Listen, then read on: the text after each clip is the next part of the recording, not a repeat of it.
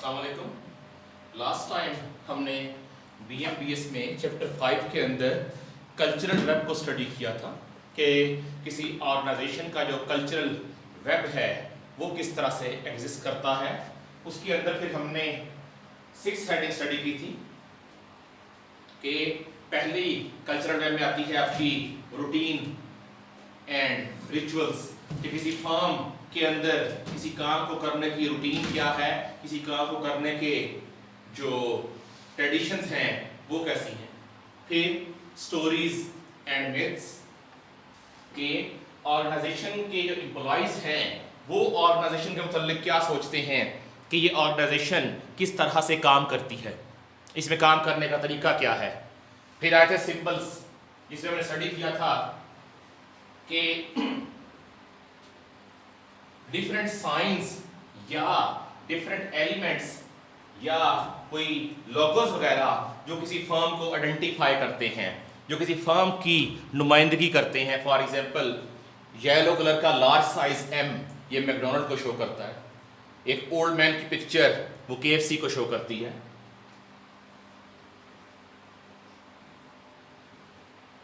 इसी तरह white colour का U ये यूनिलीवर को रिप्रेजेंट करता है। देन पावर स्ट्रक्चर के एम्प्लॉइज या मैनेजमेंट पावर कहां से ड्राइव करती है। फिर ऑर्गेनाइजेशन स्ट्रक्चर कि ऑर्गेनाइजेशन का फॉर्मल स्ट्रक्चर क्या है वो भी कल्चर के ऊपर असरअंदाज होता है। And the last control system, organisation के अंदर कौन कौन से सिस्टम ऑलरेडी चल रहे हैं जो कंट्रोल करते हैं लोगों के बिहेवियर को। अब कल्चर बेसिकली लोगों की रिस्पॉन्सिबिलिटीज, लोगों के काम करने के स्टाइल को डिफाइन करता है।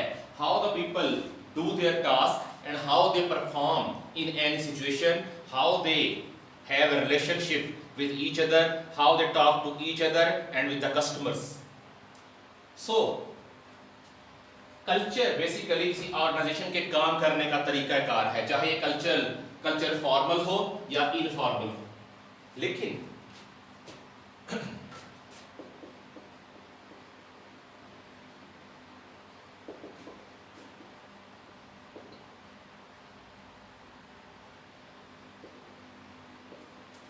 Dysfunctional aspects of culture, culture जहां ऑर्गेनाइजेशन की काम करने की एबिलिटीज के तरीकाकार को जाहिर करता है, वहीं कल्चर कई तरह के ड्रॉबैक्स भी रखता है अपने अंदर।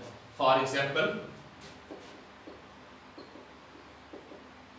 रेजिस्टिंग चेंज, फर्म के एम्प्लॉइज आने वाले किसी भी प्रोसीजरल चेंज को या किसी भी अदर टाइप की चेंज को रेजिस्ट करते हैं। रीजन क्या है, वो समझते हैं कि जो चेंज आ रहा है ये ऑर्गेनाइजेशन के मौजूदा कल्चर के साथ मुताबिकत नहीं रखता, मौजूदा कल्चर के साथ नहीं चल सकता। Secondly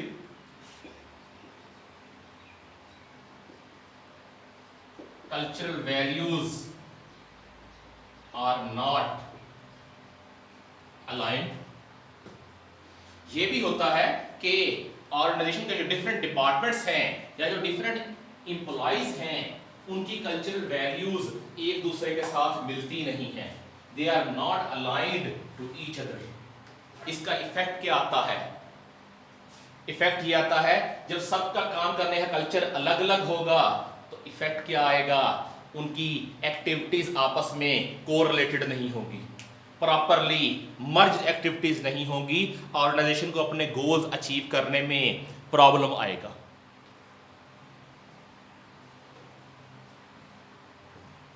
for example marketing department, इसमें आमतौर पे जो कल्चर होता है वो होता है ट्रस्ट प्लस चेक वाला कल्चर, कि लोगों में चेक रखा जाता है लेकिन आमतौर पे ट्रस्ट किया जाता है कि मार्केटिंग का पर्सन अपनी जॉब प्रॉपरली परफॉर्म कर रहा है। लेकिन अगर प्रोडक्शन की बात करें तो प्रोडक्शन में मेनली चेक ही रखा जाता है, लोगों को टास्क दे दिए जाते हैं और उन्होंने अपना वो task with in a given time frame पूरा करना होता है। फिर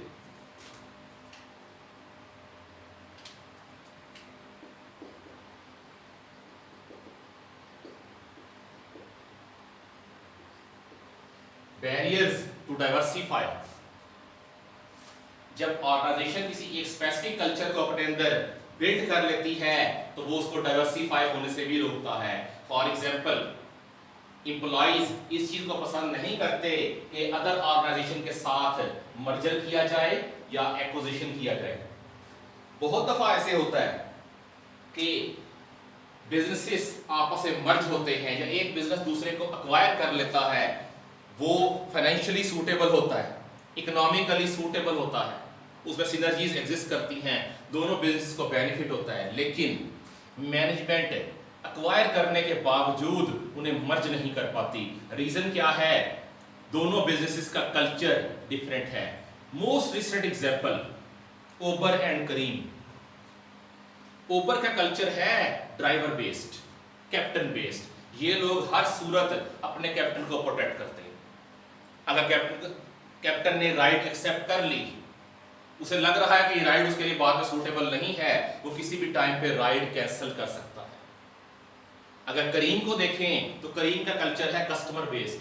ड्राइवर ने एक दफा, कैप्टन ने एक दफा राइड एक्सेप्ट कर ली, अब वो उसे डिक्लाइन नहीं कर सकता, अदरवाइज उसके लिए एक नेगेटिव एस्पेक्ट लिया जाएगा।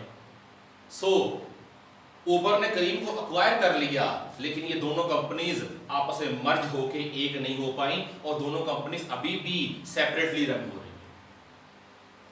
तो ये बेसिकली कल्चर का डिफरेंस है, दोनों कंपनी से कल्चर में डिफरेंस था। अब ऑर्गेनाइजेशन के जो कल्चरल मॉडल्स हैं वो डिफरेंट आपके मैनेजमेंट एक्सपर्ट से डेवलप किए हैं। पहला है Edgar शेन्स levels of culture.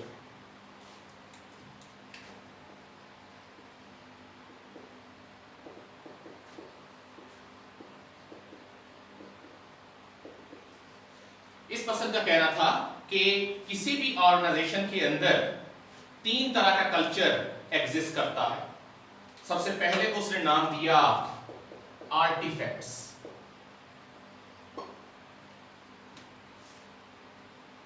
Secondly exposed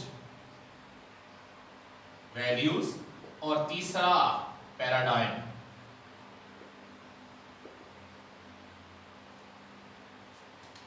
इससे कहा किसी भी ऑर्गेनाइजेशन के अंदर ये 3 तरह के कल्चरल लेवल्स एग्जिस्ट करते हैं।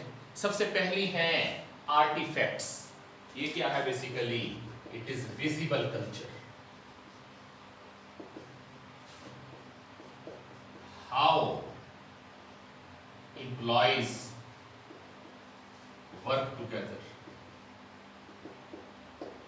एम्प्लॉइज आपस में मिलजुल के काम किस तरह से करते हैं।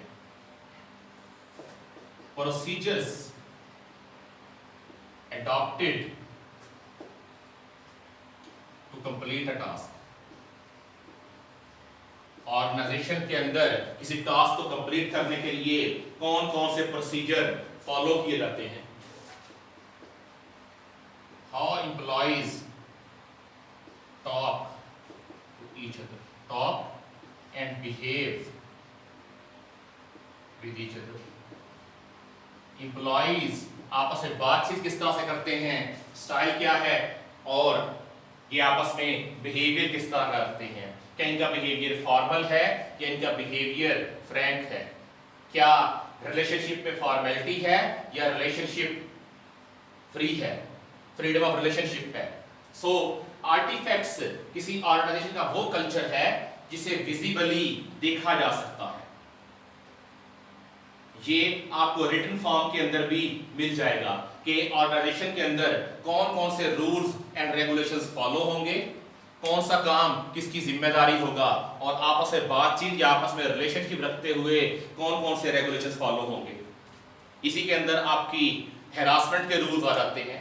इसी के अंदर आपस में कन्वर्सेशन के लिए रूल्स आ जाते हैं कि कौन कौन से वर्ड्स यूज करना या अब्यूसिव लैंग्वेज को यूज ना करना, ये ऑर्गेनाइजेशन की पॉलिसी है। सो ये बेसिकली आपको हार्ड फॉर्म के अंदर मिल जाएंगे। Then comes exposed values. It represents basically mission statement.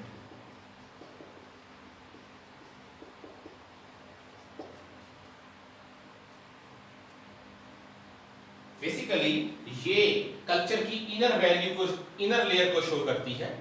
अंदरूनी तय को। ये क्या है बेसिकली कि ऑर्गेनाइजेशन का मकसद क्या है, ऑर्गेनाइजेशन किस लिए क्रिएट की गई है।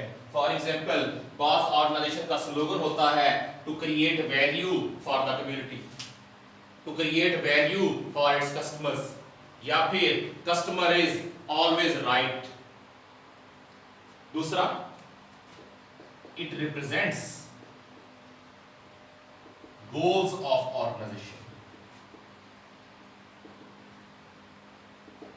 ये ऑर्गेनाइजेशन के गोल्स को जाहिर करता है कि ऑर्गेनाइजेशन अचीव क्या करना चाहती है, किस लेवल को अचीव करना चाह रही है। ये इनर लेयर है एक्सपोज वैल्यूज, या कह सकते हैं middle layer. Then comes paradigm, the thought of core management about the organization.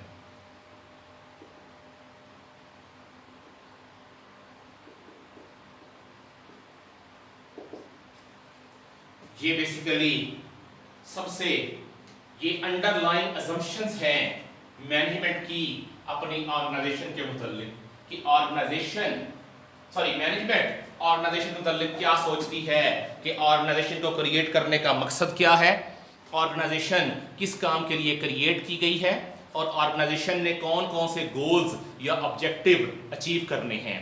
Paradigm ये सबसे इंटरनल लेयर होती है कल्चर लेवल की, और ये आपको कहीं रिटन फॉर्म में नहीं मिलेगी। ये बेसिकली थॉट है, ये आपकी कोर मैनेजमेंट की सोच है कि वो अपनी ऑर्गेनाइजेशन के मुताल्लिक क्या सोचते हैं, कि ऑर्गेनाइजेशन का काम करने का तरीका क्या है, इसकी कोर वैल्यूज क्या है, ये किस लिए क्रिएट की गई है, किस टाइप के प्रोसीजर्स फॉलो करेगी और क्या आउटपुट जनरेट करेगी। सो आर्टिफैक्ट्स ये विजिबल हैं, नजर आ जाते हैं कि इंप्लॉइज का आपस में रिलेशन वगैरह किस तरह का होगा, काम किस तरह से पूरा होगा। एक्सपोज्ड वैल्यूज ये इनर लेयर है, लेकिन उसके बावजूद ये रिटन फॉर्म के अंदर नजर आ जाएगी। लेकिन पैराडाइम ये बेसिकली आपको कहीं भी रिटन फॉर्म के अंदर नहीं मिलेगी। पैराडाइम सोच है, और सोच को आमतौर पे मैनेजमेंट किसी रिटन फॉर्म के अंदर नहीं लेके आती। तो ये 3 लेवल्स थे एडगर शेन्स के कल्चर लेवल पे। Then comes the other, Charles Handy model.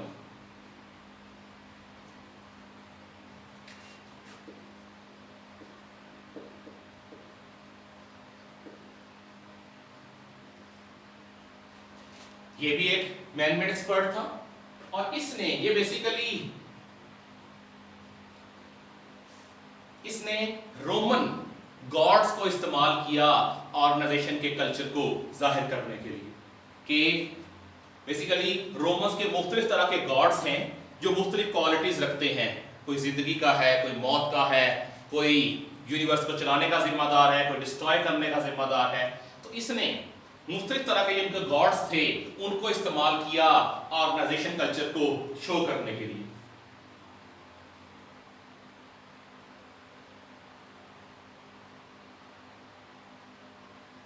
सबसे पहला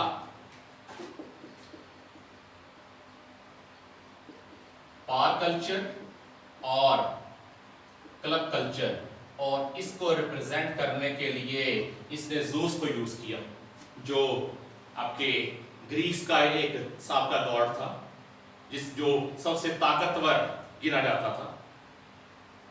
तो बेसिकली पार कल्चर है क्या, जिसमें तमाम की तमाम पार्स एक सेंट्रल अथॉरिटी के गिर्द कंसंट्रेटेड होती हैं।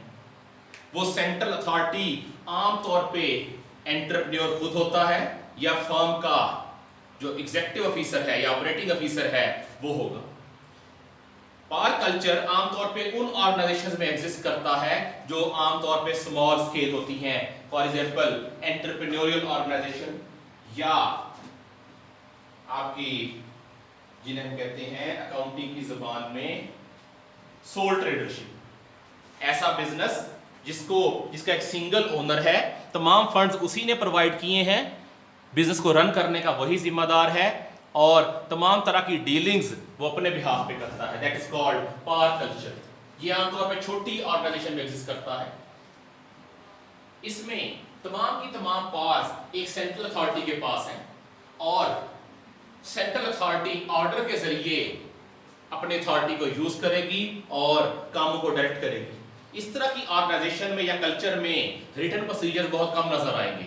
आमतौर पे जो अथॉरिटी है वो वर्ड ऑफ माउथ यूज करती है डिफरेंट ऑर्डर्स को इशू करने के लिए या डिफरेंट प्रोसीजर्स को फॉलो करवाने के लिए टाइम टू टाइम। इस सिस्टम के अंदर आपको रिटन फॉर्म में कम नजर आएगा, वर्ड ऑफ माउथ ज्यादा यूज होगा। That is called power structure.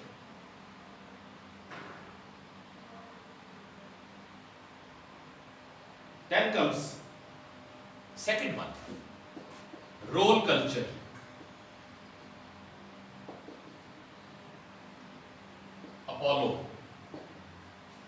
Apollo भी ग्रीस का एक गॉड था।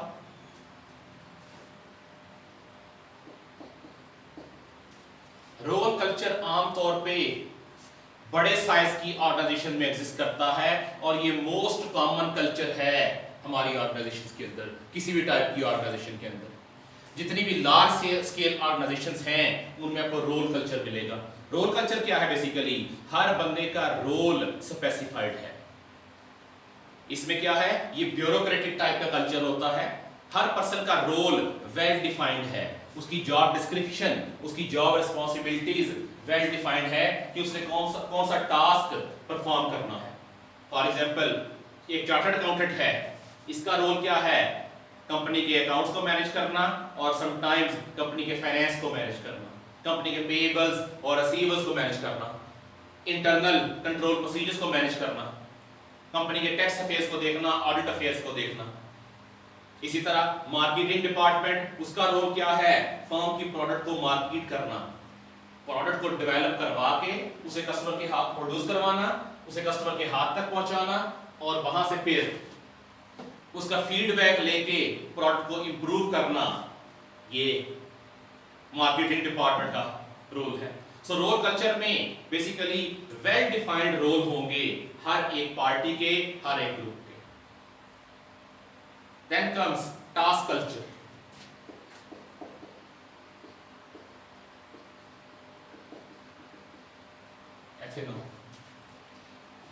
टास्क कल्चर में क्या है? ये रोल कल्चर के अपोजिट है।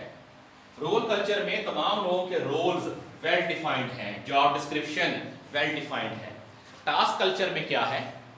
हाईली ट्रेंड आपके एम्प्लॉइज होंगे या मैनेजर्स होंगे और किसी पर्सन के कोई स्पेसिफिक जॉब नहीं होगी, बल्कि जैसे जैसे टास्क मिलते जाएंगे, फर्म को ऑर्डर्स मिलते जाएंगे, वो टास्क डिफरेंट लोगों को असाइन करते जाएंगे। सो हर पर्सन अपने स्पेसिफिक टास्क को कंप्लीट करेगा and then he will be ready for the next task. So इसमें कोई वेल डिफाइंड कल्चर नहीं है, कोई वेल डिफाइंड रोल या रिस्पॉन्सिबिलिटी नहीं है। हर बंदा हर तरह के टास्क के लिए रेडी है। That is called task culture.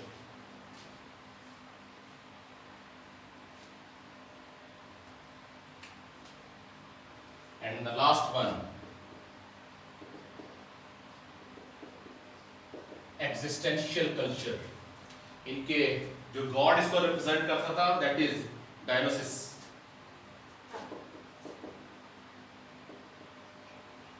इसमें क्या है?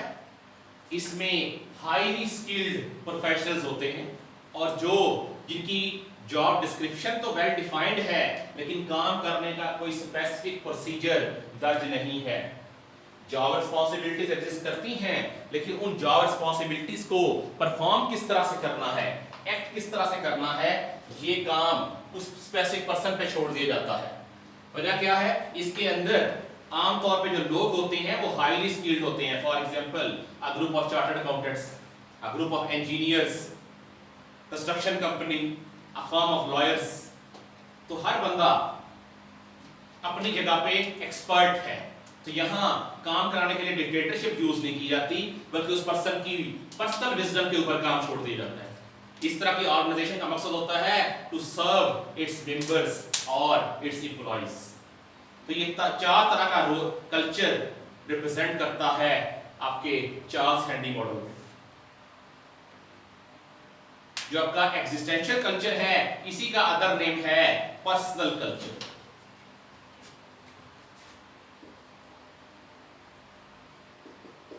कि बेसिकली जो टास्क परफॉर्म करने वाला पर्सन है, he is the most important person in the organization. वो जिस तरह से चाहे किसी टास्क को परफॉर्म कर सकता है, जिस तरह से चाहे अपनी रिस्पॉन्सिबिलिटीज को पूरा कर सकता है। इसमें किसी टाइप की उसकी रूल्स एंड रेगुलेशन एग्जिस्ट नहीं करेंगे, बल्कि काम टास्क बेस्ड होगा और उस टास्क को परफॉर्म किस तरह से करना है ये इंडिविजुअल की अपनी जिम्मेदारी है। इसके बाद आती है आपकी एक असाइनमेंट या एक वर्क एग्जांपल या प्रैक्टिस क्वेश्चन कि ये एक सिनेरियो दे रहा है और उस सिनेरियो को आपने इन थ्योरीज के मुताबिक सॉल्व करना है।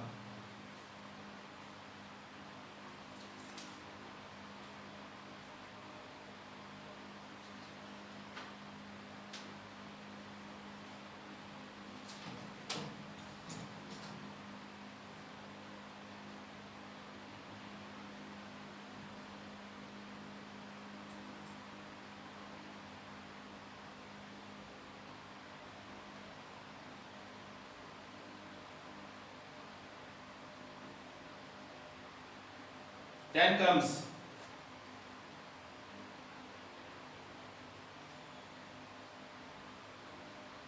Hofstede International Perspective Culture।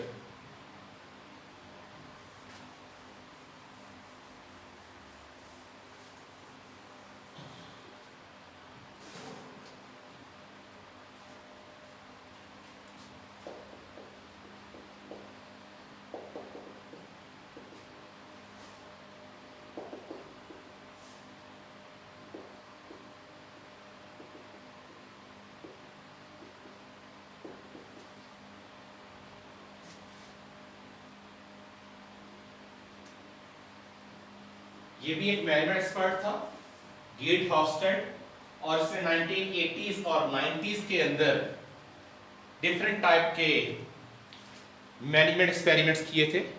इस पर्सन का कहना था कि business culture no doubt business के ऊपर डिपेंड करता है, लेकिन बेसिकली किसी भी बिजनेस का culture country to country vary करेगा।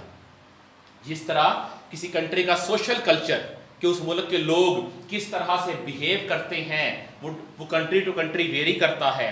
लोगों की फूड वेरी करती है, लोगों का लिबास वेरी करता है, लोगों के जो डिफरेंट टाइप के त्यौहार हैं वो वेरी करते हैं country to country, festivals vary करते हैं कंट्री टू कंट्री। इसी तरह ऑर्गेनाइजेशनल कल्चर वो भी वेरी करता है कंट्री टू कंट्री। तो इसका कहना था कि जैसे ही कंट्री चेंज होगा ऑर्गेनाइजेशन का कल्चर भी चेंज हो जाएगा।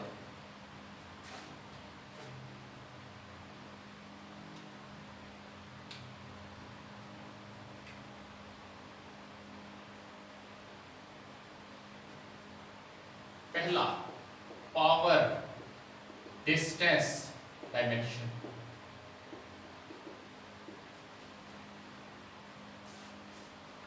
इसका मतलब क्या है कि किसी ऑर्गेनाइजेशन के अंदर पावर किस तरह से डिस्पर्स की जा रही है, कि जो अथॉरिटी है वो किस तरह से डेलीगेट की जा रही है। अगर पावर डिस्टेंस डायमेंशन लो होगी, इसका मतलब है ऑर्गेनाइजेशन के अंदर जो पावर की इनइक्वालिटीज हैं वो कम है, ज्यादातर लोग equal level of power enjoy कर रहे हैं उस ऑर्गेनाइजेशन के अंदर। और इस तरह के स्ट्रक्चर के अंदर लोग आजाद, मैनेजमेंट के लोग आजाद होंगे अपने डिसीजन मेकिंग के अंदर। और अगर पावर डिस्टेंस डायमेंशन हाई होगी, इट मींस जो मैनेजमेंट लेवल्स हैं उनके दरमियान पावर के डिफरेंसेस हाई होंगे। कुछ लोग top level management high power enjoy कर रही होगी और लो लेवल मैनेजमेंट के पास बहुत कम पावर्स होंगी। आगे इसने डिफरेंट कंट्रीज को स्टडी किया और इसने कहा कि स्वीडन और न्यूजीलैंड उनमें पावर डिस्टेंस डायमेंशन लो है, जबकि लैटिन अमेरिकन कंट्रीज के अंदर पावर डिस्टेंस डायमेंशन हाई है।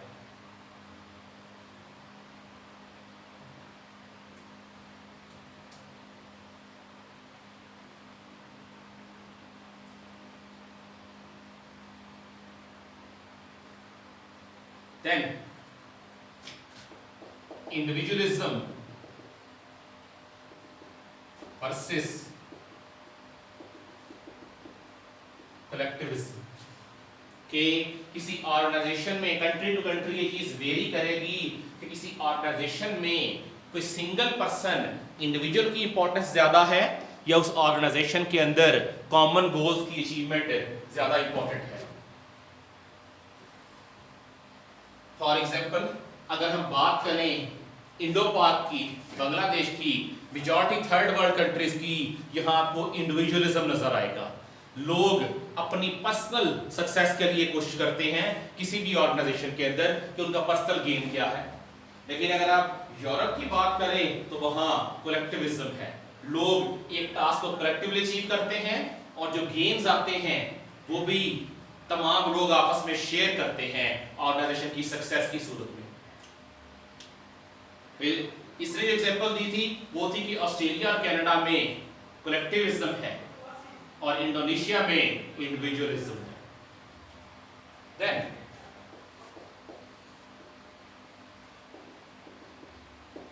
अनसर्टेनिटी अवॉइडेंस, कि कंट्री टू कंट्री ये चीज वेरी करेगी how the people take risk, लोग रिस्क को किस तरह से परसीव करते हैं। कुछ कंट्रीज ऐसे हैं जहां लोग रिस्क लेना पसंद करते हैं। आप यूएसए की एग्जांपल लें, यूएसए के तकरीबन 20% लोग स्टॉक एक्सचेंज में इन्वेस्ट करते हैं। हालांकि स्टॉक एक्सचेंज में इन्वेस्ट करना हाईली रिस्की बिजनेस है, लेकिन वहां की 20% पॉपुलेशन इन्वेस्ट करती है स्टॉक मार्केट में। It means they like to take risk, they don't avoid uncertainties. लेकिन अगर आप पाकिस्तान की, इंडिया की एग्जांपल लें, यहां 1 to 2% लोग स्टॉक मार्केट में इन्वेस्ट करते हैं because in Indo Pak we avoid uncertainties. Then masculinity versus femininity, कि कंट्री टू कंट्री वेरी करेगा कि आपकी ऑर्गेनाइजेशंस के अंदर फीमेल्स को ज्यादा पसंद किया जाता है या मेल्स को ज्यादा पसंद करते हैं। How the organization behaves towards gender of the employees. अगर आप रशिया की बात करें, चाइना की बात करें, मुस्लिम कंट्रीज में मोरक्को की बात करें, तुर्की की बात करें, यहां फेमिनिनिटी ज्यादा पसंद की जाती है। ऑर्गेनाइजेशन प्रेफर करती हैं कि फीमेल्स को एंगेज किया जाए। लेकिन अगर आप बात करें पाकिस्तान की, इंडिया की, बांग्लादेश की, इसी तरह इवन बाज यूरोपियन कंट्रीज की, वहां मैस्कुलिनिटी प्रेफरेबल है कि लोग मेल्स को ज्यादा प्रेफर करते हैं और एक ही जॉब लेवल पे काम करने के लिए मेल को हाई सैलरी और बेनिफिट्स ऑफर किए जाते हैं as compare to females. And the last one, long term planning versus short term planning, कि ऑर्गेनाइजेशंस अपने कौन से गोल सेट करती हैं, क्या वो शॉर्ट टर्म में डिसीजन मेकिंग पसंद करती हैं या उनकी डिसीजन मेकिंग लॉन्ग टर्म होती है। ये भी कंट्री टू कंट्री वेरी करता है। आपके साउथ एशियन कंट्रीज, यहां आपको शॉर्ट टर्म डिसीजन मेकिंग नजर आएगी, शॉर्ट टर्म प्लानिंग नजर आएगी। और अगर आप बात करें चाइनीज फर्म्स की या अमेरिकन फर्म्स की, इनकी प्लानिंग आमतौर पर लॉन्ग टर्म होती है। ये फार अवे फ्यूचर को फोरसी करते हैं या प्लान करते हैं। तो ये हॉफस्टेड के इंटरनेशनल पर्सपेक्टिव ऑफ कल्चर था कि ये डिफरेंट टाइप के डायमेंशंस हैं या डिफरेंट टाइप की कह सकते हैं क्वालिटीज हैं जो कंट्री टू कंट्री वेरी करती हैं फर्म्स के दरमियान। चाहे एक ही इंडस्ट्री में परफॉर्म करने वाली फर्म्स हों, लेकिन कंट्री चेंज होने से ये तमाम एस्पेक्ट्स चेंज होंगे। That is all about culture of the firm. Chapter complete है। अल्लाह हाफ़िज़।